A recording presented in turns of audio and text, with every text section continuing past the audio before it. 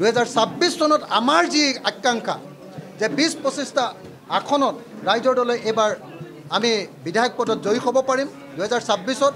আৰু 2031 চনত আমি যাতে অসমত অকলে চৰকাৰ কৰিব পাৰোঁ তাৰ যি সপোন সেই সপোন যাতে পূৰণ কৰিব পাৰোঁ তাৰ কাৰণে আজিৰ দিনটোৰ পৰাই আমি কাম আৰম্ভ কৰিব পাৰিম আইনে নহয় মুখ্যমন্ত্ৰীয়ে আৰু ডিচি বিলাকে নিৰ্ধাৰণ কৰিব আৰু এনেকৈ ইলিগেলি তেওঁ অসমৰ কিছুমান স্থানীয় মানুহকো এই নিৰ্বাচনৰ সময়ত যোৱা 4 বছৰ তেওঁ একো কৰিব নোৱাৰিলে যোৱা 4 বছৰত তেওঁ অসমৰ পৰা বিদেশী খেদিবলৈ কোনো ব্যৱস্থা নললে অসমৰ ইতিহাসৰ মোৰ হাতত তথ্য আছে অসমৰ ইতিহাসৰ আটাইতকৈ কম বছৰি কম বিদেশী বহিষ্কাৰ কৰা লিগেলি যিবিলাক বিদেশী বহিষ্কাৰ হয় তাৰ আটাইতকৈ কম বিদেশী বহিষ্কাৰ কৰা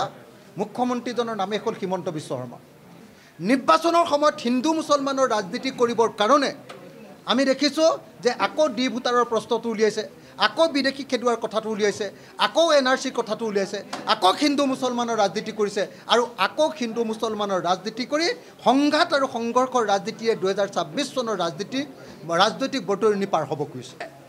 বিদেশী খেদিবৰ কাৰণে কোনো ব্যৱস্থা ল'ব নোৱাৰিলে এটা ইলেকশ্যন আহি যোৱাৰ লগে লগে আপুনি বিদেশী খেদাৰ নাটক আৰম্ভ কৰিলে আপুনি বিগ জিৰ' হিন্দু প্ৰধান অঞ্চলত গৰু মাংস দলিয়াই দি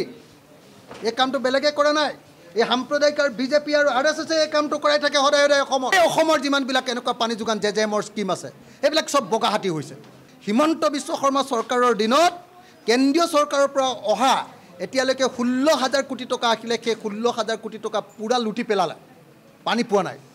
আৰু ইলেকশ্যনৰ আগত এই কেলেংকাৰীটো ভালকৈ উলিওৱা হ'ব